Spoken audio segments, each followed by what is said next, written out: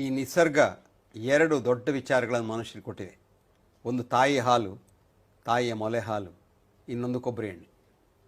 ಇದರಲ್ಲಿ ಗುಟ್ಟು ಏನು ಅಂದರೆ, ಕೊಬ್ಬರಿ ಎಣ್ಣೆಯಲ್ಲಿಯೂ ತಾಯಿಯ ಮೊಲೆ ಹಾಲಿನಲ್ಲೂ ಇರತಕ್ಕಂಥ ಕೊಬ್ಬಿನ ಅಂಶ ಒಂದೇ, ಫ್ಯಾಟಿ ಆ್ಯಸಿಡ್. ಅದಕ್ಕೆ ಮೋನೋಲಾರಿಕ್ ಆ್ಯಸಿಡ್ ಅಂತ ಹೇಳೋದು, ಸೋಡಿಯಂ ಮೋನೋಲಾರಿಯೇಟ್ ಅಂತ.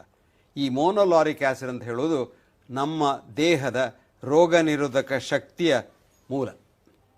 ಅದು ಈಗ ಹೇಗೆ ತಾಯಿಯ ಮೊಲೆ ಹಾಲು ತಿಂದು ಮಗುವಿಗೆ 6 ತಿಂಗಳು 1 ವರ್ಷದವರೆಗೆ ಯಾವ ಕಾಯಿಲೆನೂ ಬರದ ಹಾಗೆ ಬೇಕಾದಂಥ ರೋಗ ನಿರೋಧಕ ಶಕ್ತಿಯನ್ನು ತಾಯಿ ಕೊಡ್ತಾಳ, ಅದರ ನಂತರ ಮಗುವಿನ ಇಮ್ಯೂನ್ ಸಿಸ್ಟಮ್ ತೆಕ್ಕೊಳ್ತದೆ, ತನ್ನಷ್ಟಕ್ಕೆ ತೆಕ್ಕೊಳ್ತದೆ. ಇದೇ ಶಕ್ತಿಯನ್ನು ತೆಂಗಿನೆಣ್ಣೆ ನಮಗೆ ಕೊಡ್ತದೆ. ಇನ್ನು ಕೊಬ್ಬರಿ ಎಣ್ಣೆದು ಏನು ಲಾಭ?